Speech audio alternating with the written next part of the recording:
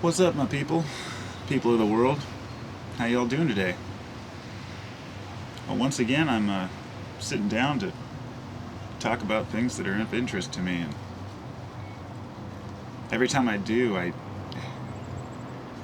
always consider the angle that this wasn't always the way that it could be.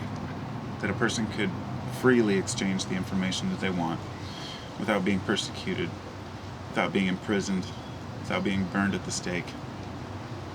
And sometimes I have a thought will occur to me as to why are you so outspoken, Josh, on certain issues? Like, why do you... I mean, it's obvious that I'm not the kind of person who's, I don't talk a lot about negative things, but there was a time in my life when I did. And I'd often ask myself, why am I discussing things that are harmful to society, and why am I putting down groups and, talking bad about religion or bad about politics? In other words, why not just live my life and let everybody else live theirs? And then I remember all of our ancestors who were persecuted for even speaking out, even speaking their minds. And if you didn't go with the state, if you didn't go with what was the status quo, then you were done. You had no place in society. So people just quietly paid attention and listened to what they were told, and this continued all the way up until the 60s. And there have always been rebels. There have always been those who are thinkers and think outside the box, but haven't always been able to say what they wanted. After the printing press was invented, many people were able to finally get their points across on print, and many books were banned. Many books were burned. I feel like with the internet, I've asked myself, I've grown up in the best time I could have possibly grown up in, and I've realized this now.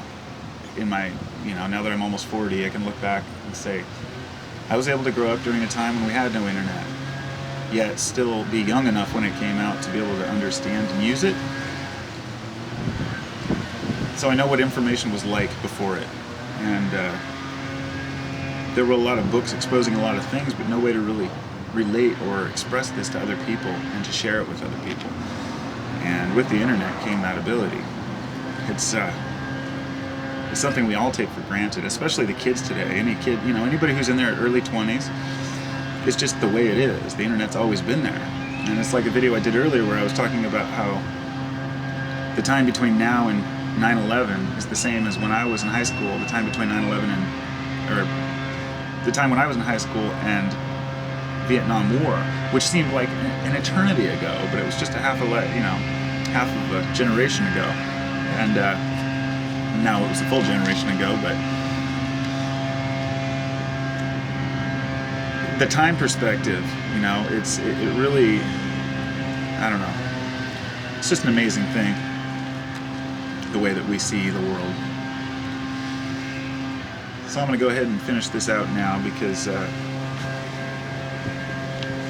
leaf blower is pretty loud.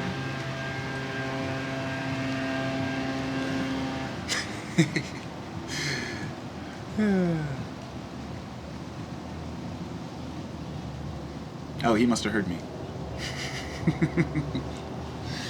There's like one more point I guess I wanted to make, but I can't really remember. I had it in my mind a minute ago, and it's just kind of fleeting like everything else in life.